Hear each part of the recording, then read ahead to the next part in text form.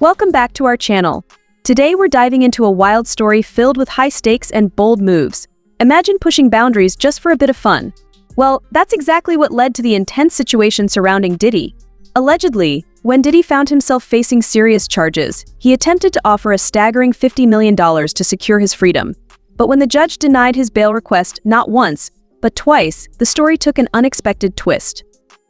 Rumor has it that Diddy didn't just accept the decision quietly. Instead, he allegedly threatened the judge, determined to use his wealth as leverage. Was he really trying to buy his way out? Stick with us as we dive into the details of this gripping tale. September 17th was a big day for Diddy, marking his first court appearance since his shocking arrest. Everyone thought that, with his massive wealth, there was no reason for Diddy to be in jail. He's an icon in the music industry worth millions, and one would assume he could easily buy his way out of this situation. However, it wasn't that simple. Diddy showed up to court looking calm and determined, with a team of lawyers ready to do whatever it took to get him out of jail. Diddy's team wasn't playing games. They had prepared a whopping $50 million bail to get him home. But it wasn't just cash. They had put up his $48 million Miami mansion as collateral. It's hard to believe that an entire mansion was used to ensure that he wouldn't flee. And if that wasn't enough, his team also put up his mother's house as collateral.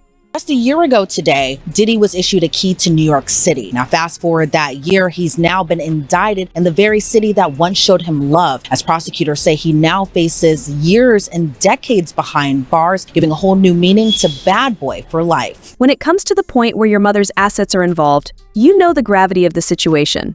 And it didn't stop there. Diddy and his team also submitted all of his passports, along with his mother's and his daughter's, to prove that they had no plans to leave the country. This wasn't just a regular bail, it was a powerful statement. Diddy was willing to do whatever it took to get out. $50 million is one of the largest bails ever seen, and Diddy's team hoped it would be enough to convince the court. But it wasn't just a show of wealth, it was a message. Diddy wanted to prove that he wouldn't run from the charges and would always be there when the court called him. It's a classic tactic of the super rich throw money at a problem in the hope it will go away. But this time, things aren't so simple. The charges Diddy is facing aren't just minor infractions, they're serious crimes that could land someone in prison for years. For Diddy, who has been at the top of the music scene for decades, the accusations are shocking. Prosecutors claim Diddy wasn't just guilty of a single misstep, but was the leader of a complex network that spanned years. His lavish parties, once famous for being a gathering of the artistic elite, are now being portrayed in a darker light. They say Diddy wasn't just a host, he tightly controlled every detail of the events, from the reception of guests to ensuring everything went exactly as he wanted. So I have some exclusive information which you just heard. The fact, if it's true, that they found a lot of weapons at his homes, what do you think this could mean?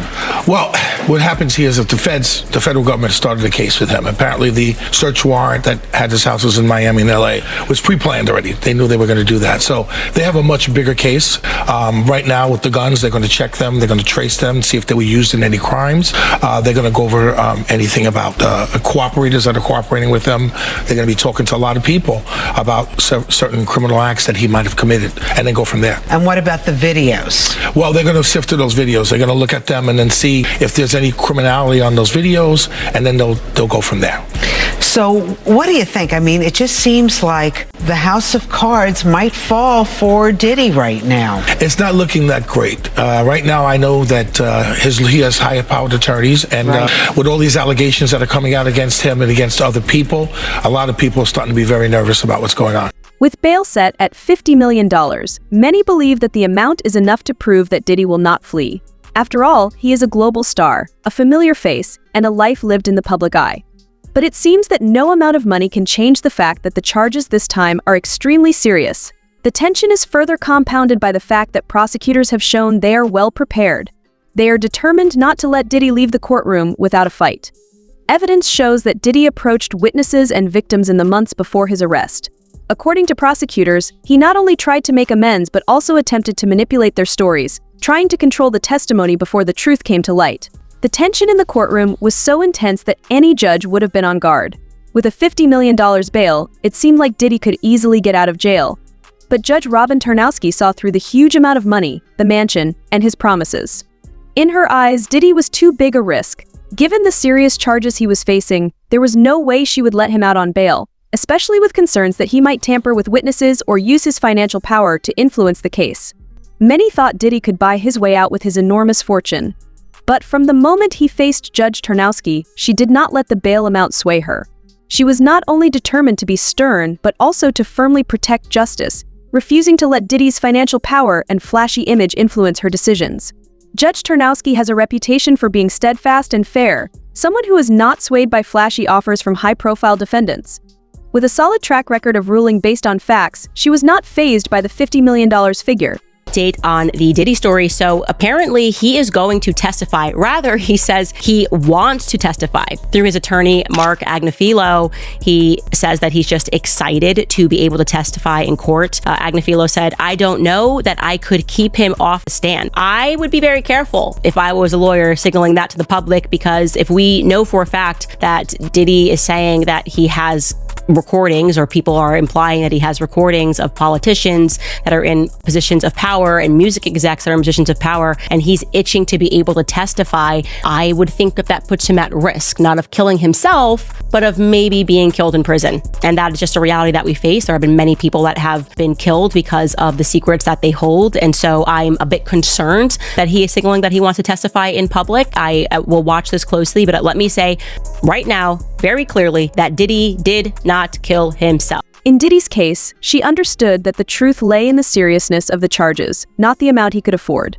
One of the main reasons Judge Tarnowski denied Diddy's request for bail was because she considered him a significant flight risk. With his vast wealth, properties around the world, private jets, and extensive network of connections, Diddy could easily disappear without a trace if he wanted to.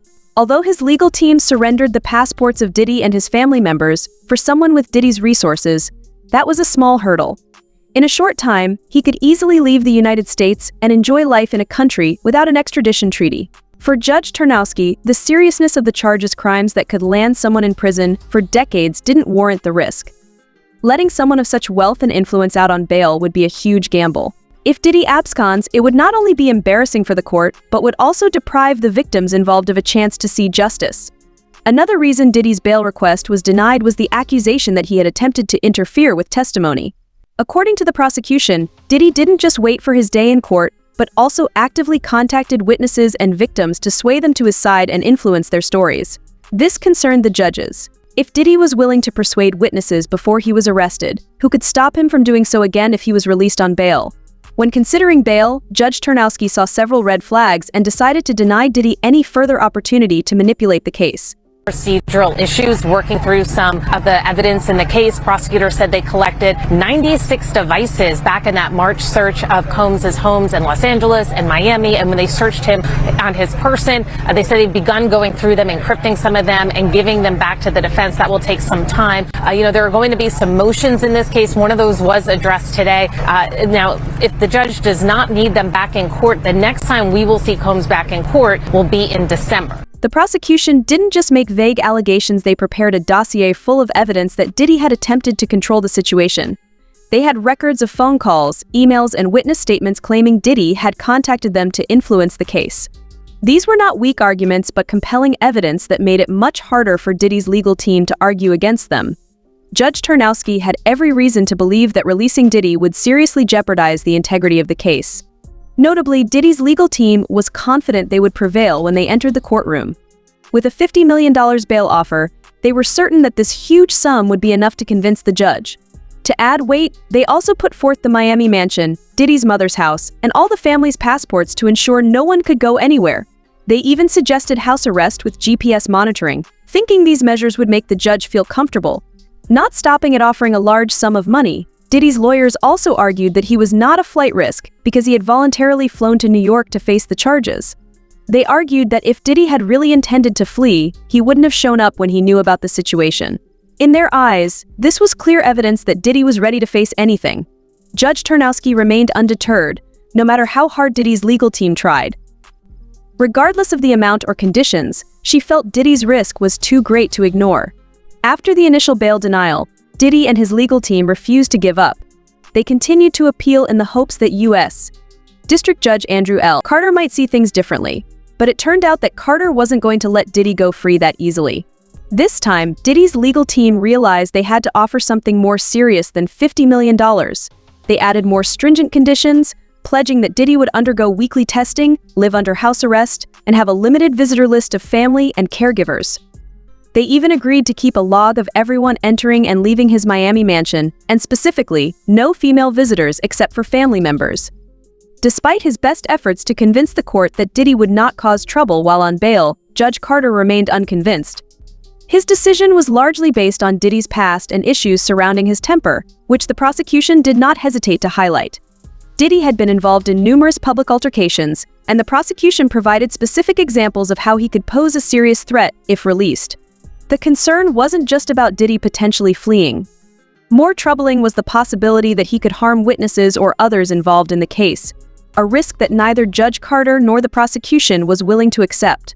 Despite the legal team's strict conditions, from weekly testing to limited visitors, they were unable to convince the court that Diddy was no longer a danger. The court found that even under house arrest, Diddy still had significant power and influence, enough to manipulate the case from afar. The comfort of his Miami mansion did not prevent him from accessing witnesses or influencing the investigation, which could jeopardize the integrity of the trial. After his second bail denial, things became more chaotic when rumors spread that Diddy had made threats toward Judge Robin Tarnowski. The rumors quickly spread, creating a tense atmosphere around the case. Let's face it, we're talking about Diddy, a man who's used to getting what he wants. With $50 million at stake and no way out, it's not hard to imagine that he might lose his cool.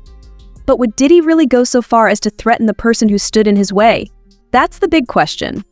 When someone like Diddy, who has commanded the world's attention for decades, suddenly finds himself locked in a jail cell, despair can set in quickly. After the court denied his second bail request, it wouldn't be surprising if he responded with anger. Rumors suggest that in a fit of rage, Diddy may have made some not-so-subtle threats to Judge Tarnowski. But as with any rumor, it's hard to separate fact from fiction. So, is it true? That's the million-dollar question. The reality is that no one knows for sure if Diddy actually threatened Judge Tarnowski, but given the circumstances, it's not impossible. Diddy has always been a go-getter, both in his business and personal life. With his entire empire on the line, he's certainly feeling the pressure. He's already faced 2 judges who have denied his bail, and now Judge Andrew L. Carter has slammed the door in his face. Such back-to-back setbacks can push even the most level-headed person over the edge, let alone someone as powerful and used to winning as Diddy. Diddy is no newcomer to this game. He's known for his bold moves and not taking no for an answer. If these rumors are true, it's not only a reflection of his aggressive personality but also worsens an already dire situation. Facing charges is difficult enough, but adding a threat directed at a federal judge to the mix could make things even more severe. Perhaps Diddy let his anger get the best of him, leading him to say things he shouldn't have. Given his history of angry outbursts, this could be a classic example, or it could just be a rumor. You know how rumors tend to travel fast, especially when someone as famous as Diddy is involved. People love to speculate, and with the high stakes and media attention surrounding his case, it's no wonder rumors are flying, regardless of whether they're true or not. But let's look at the facts to understand why this is a big deal. If Diddy did indeed threaten Judge Tarnowski, this could lead to even more serious legal trouble for him, and not just petty trouble. Threatening a judge could be considered a serious federal crime, with additional charges that could potentially add years, even decades, to his prison sentence if convicted. This would add weight to the already massive charges he faces, and the court will certainly not take them lightly. The RICO charges against Diddy are no small matter. Typically, the RICO Act is associated with organized crime rings, not music moguls, but in this case, prosecutors argue that Diddy's entire operation qualifies. Enacted in 1970, the RICO Act aims to dismantle criminal organizations by targeting their leaders, even if they don't directly commit crimes. This serious law carries harsh penalties, from decades in prison to massive fines, and prosecutors claim Diddy's empire, built over more than a decade, fits the bill. Diddy allegedly didn't act alone. Prosecutors describe his associates as not just business partners but enforcers, maintaining secrecy and shielding his empire. By charging him under RICO, prosecutors aim to hold him responsible for the whole alleged network, even for actions he may not have directly committed. The legal troubles don't end there. When federal agents raided Diddy's Miami mansion, his past came rushing back. He faces multiple lawsuits painting a darker side to his public persona. One such lawsuit comes from his former producer, Lil Rod Jones, who claims he was manipulated and controlled by Diddy, a claim that matches allegations from others who say Diddy used his influence to dominate those around him. Among the most notable claims is a high-profile lawsuit from Diddy's ex-girlfriend, Cassie, who accused him of emotional and physical control. Her story, once dismissed, now resonates as other women step forward with similar experiences, suggesting a troubling pattern. Some of these lawsuits have been settled, but they all cast a shadow over his defense, suggesting these behaviors weren't isolated incidents, but part of a long-standing pattern of control. These past cases now provide the prosecution with a narrative of Diddy's alleged behavior as a way of life, not a one-off incident. The prosecution is using this history to argue that the current charges are part of a larger, long-running story that has finally come to light. So, what do you think about this? Share your thoughts in the comments section below. Thanks for watching our video.